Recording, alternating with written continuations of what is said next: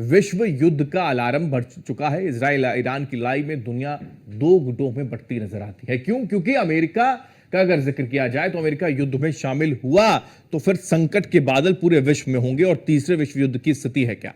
रूस चीन ने अमेरिका को दूर रहने की चेतावनी दरअसल दी।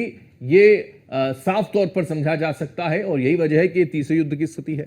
इसके साथ साथ अगर हम बात करें, इजराइल ईरान की लड़ाई में दुनिया दो गुटों में बटी हुई है। जैसा कि अभी जिक्र किया, अमेरिका और रशिया का जो जिक्र हम कर रहे हैं, अलग अलग देशों की अगर बात करें तो दो गुटों में पूरी दुनिया बटती नजर आती है। और यह अलार्म है, विश्व युद्ध का अलार्म है। तीसरे विश्व युद्ध की चिंता लगातार बढ़ चली है।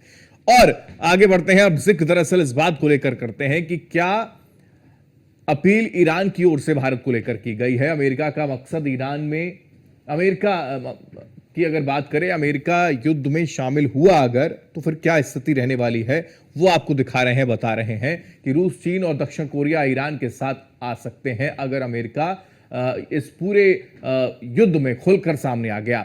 इसके साथ साथ हम आपको बता दें कि पश्चिमी अगर देशों का जिक्र किया जाए, पश्चिमी एशिया और पूरे अरब जगत में युद्ध जैसी स्थितियां उत्पन्न हो जाएंगी जो वाकई भयावह होगी, जो वाकई डरावनी होगी। अभी रशिया यूक्रेन के युद्ध का जिक्र कर रहे थे, लेकिन एशिया, पश्चिमी एशिया का अगर जिक्र किया जाए तो यह अपने आप में बहुत महत्वपूर्ण है।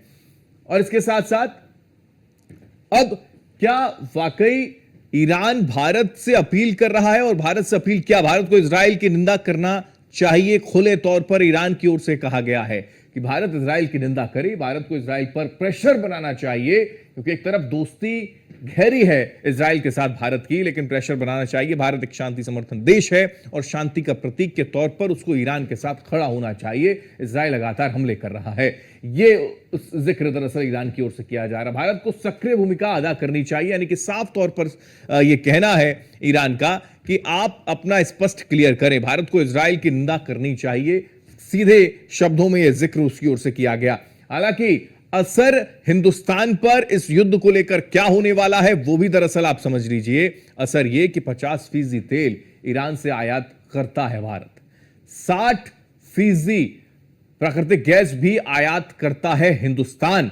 यह बड़ा इंपैक्ट पड़ेगा इस युद्ध के चलते। लगातार तेल और गैस की आपूर्ति बाधित हो सकती है, जो अभी कमोवेश कुछ हद तक निकलकर सामने आ रही है। भारत का $14 अरब तक का नुकसान होगा, यह स्थिति है। इस युद्ध के जरिए यह चीजें भी स्पष्ट हो चली हैं।